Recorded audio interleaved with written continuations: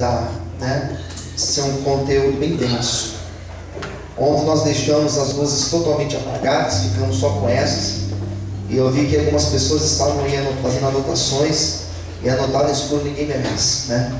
Então nós vamos deixar do jeito que está assim, parcialmente apagado. E como que vai funcionar? O conteúdo que eu tinha que apresentar hoje, eu teria um tempo hábil para apresentar, só que eu vou encurtar.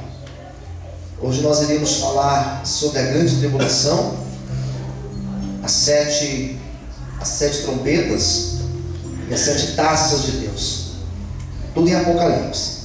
Só que para nós realizarmos algo mais organizado, digamos assim, nós vamos fazer por partes. Hoje eu vou falar da grande tribulação e vou falar das sete trombetas, sem pressa de tentar acabar tudo, para fazer algo bem explicado. Daí amanhã eu vou concluir aquilo que eu falar hoje, e amanhã, quarta-feira, eu vou abrir para perguntas. Então, se você tiver alguma dúvida, você pode anotar, me entregar hoje, tá certo? E amanhã eu já explico aqui.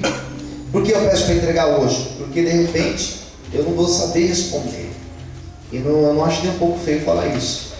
Espero poder responder, mas aquilo que eu não puder, eu vou pesquisar amanhã e trazer para vocês.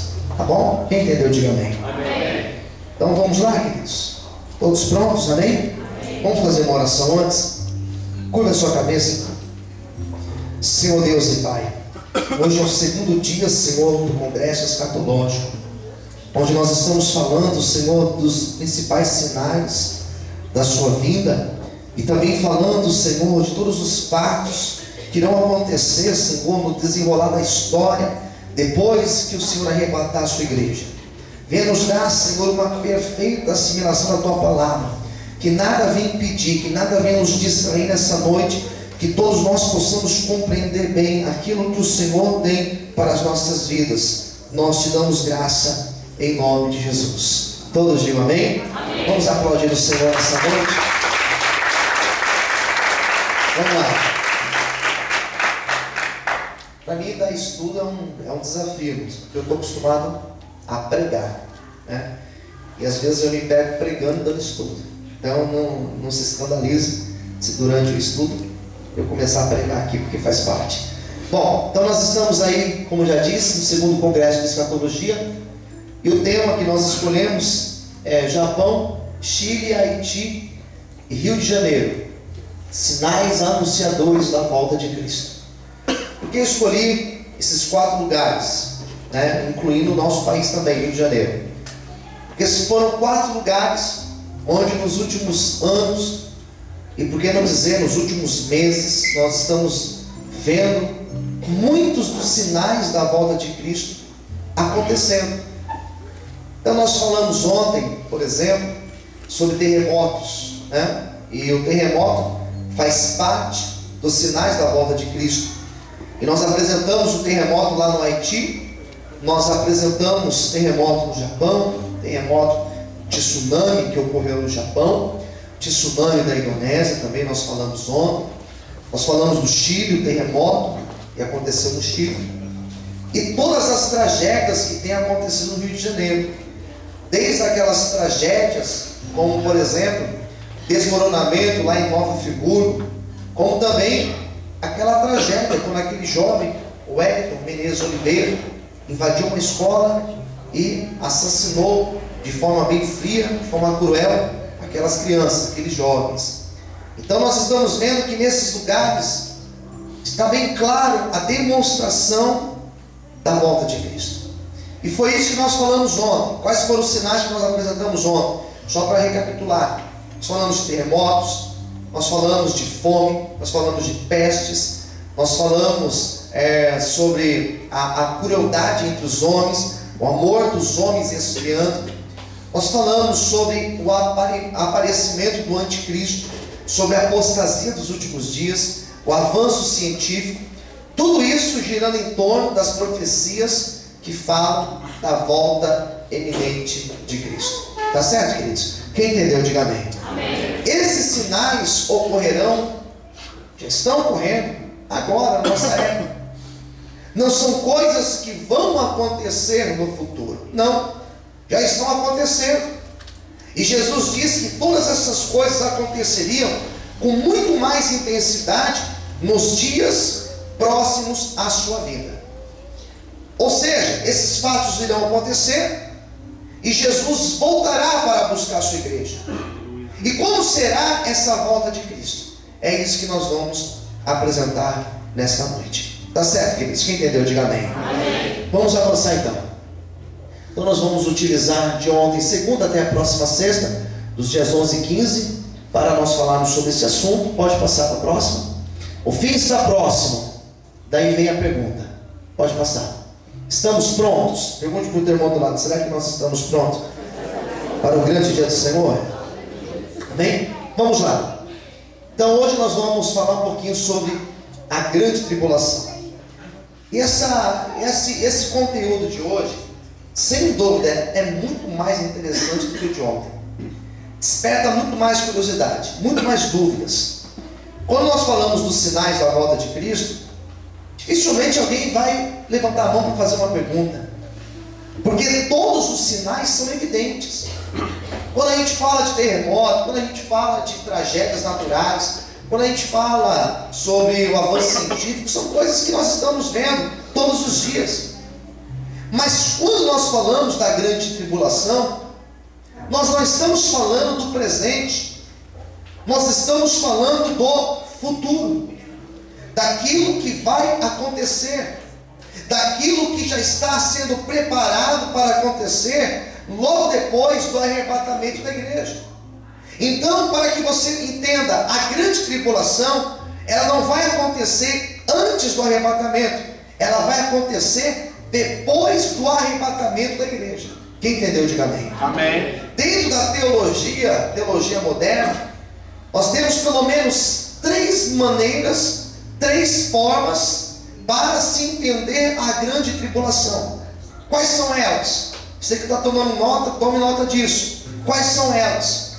Existem os antitribulacionistas.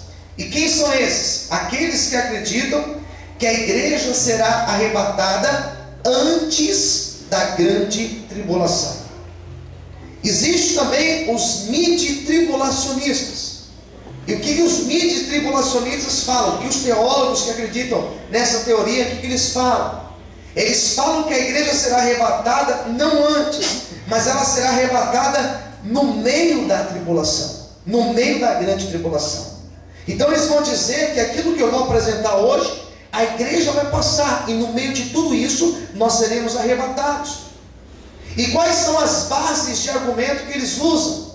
São as seguintes: que da mesma forma que Deus não livrou o seu povo de passar por lutas durante toda a história, durante toda a existência do seu povo, Deus sempre livrou lá no meio da luta, lá no meio da cova dos leões, lá no meio da fornalha de fogo. Da mesma forma, no meio da tribulação, nós seremos abençoados, digamos assim, e libertos pelo Senhor.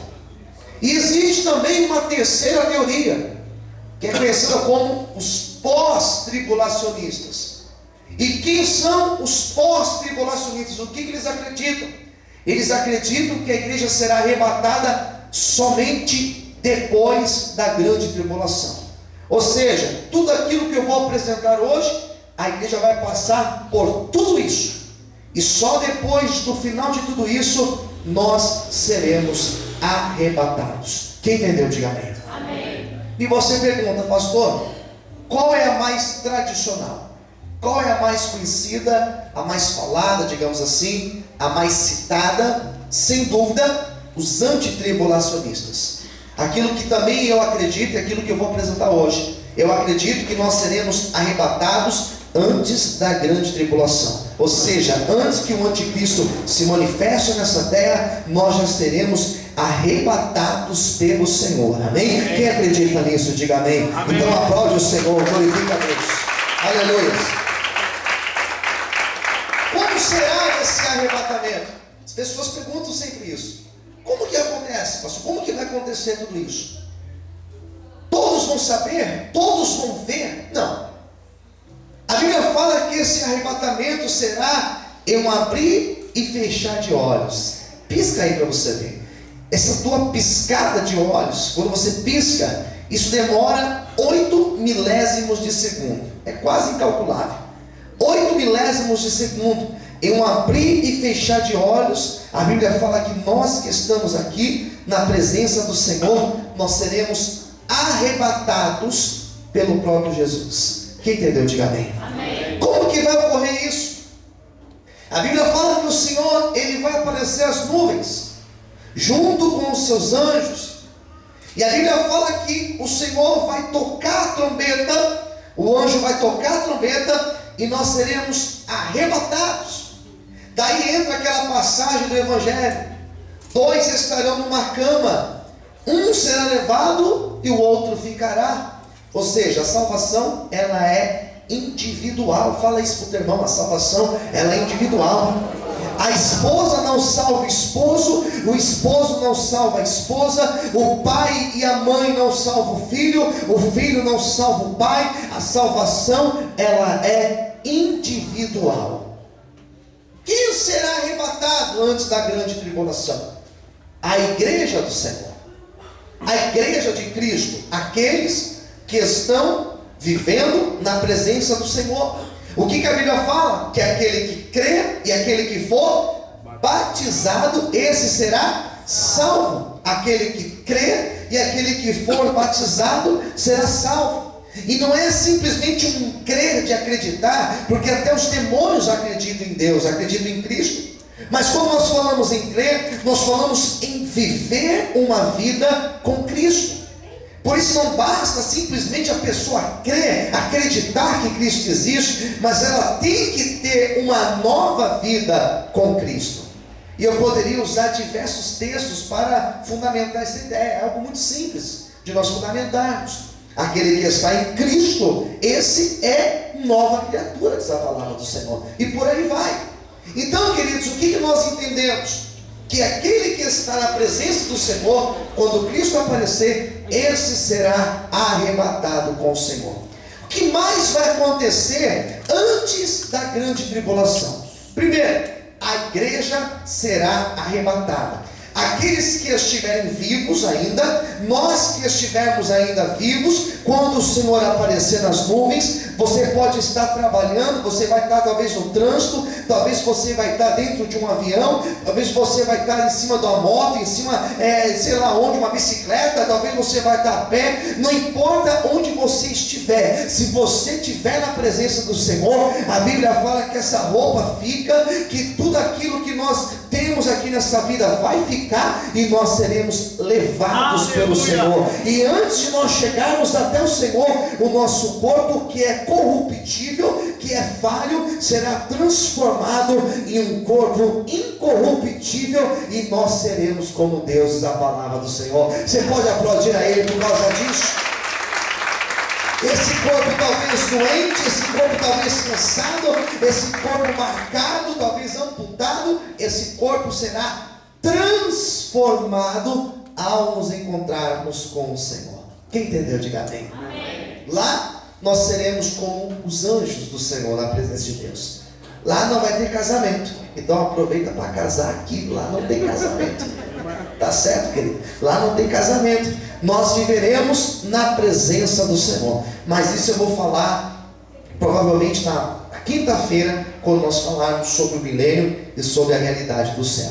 Tá bom, queridos? Quem entendeu, diga amém. Amém. Amém? Quem mais será arrebatado? Aqueles que morreram até o dia do arrebatamento. Todos os que morreram com Deus, na presença do Senhor, e morreram com Cristo. Então a pessoa que morre, a pessoa que morreu ontem na presença do Senhor, onde essa pessoa está nesse exato momento? Existe um grande mistério nisso. Nós temos algumas coisas na Bíblia que não são simplesmente dadas, são mistérios. Quem entendeu, diga amém. Nós podemos supor algumas coisas. Então as pessoas que morrem com Cristo, morreu hoje, morreu ontem, morreu há 100 anos atrás, há 500 anos atrás, não importa. As que morreram com Deus, elas estão em um lugar que nós podemos dizer como um lugar de descanso. Existe o purgatório? Não. A ideia de purgatório não é bíblica. É uma outra coisa. Elas estão, digamos que na presença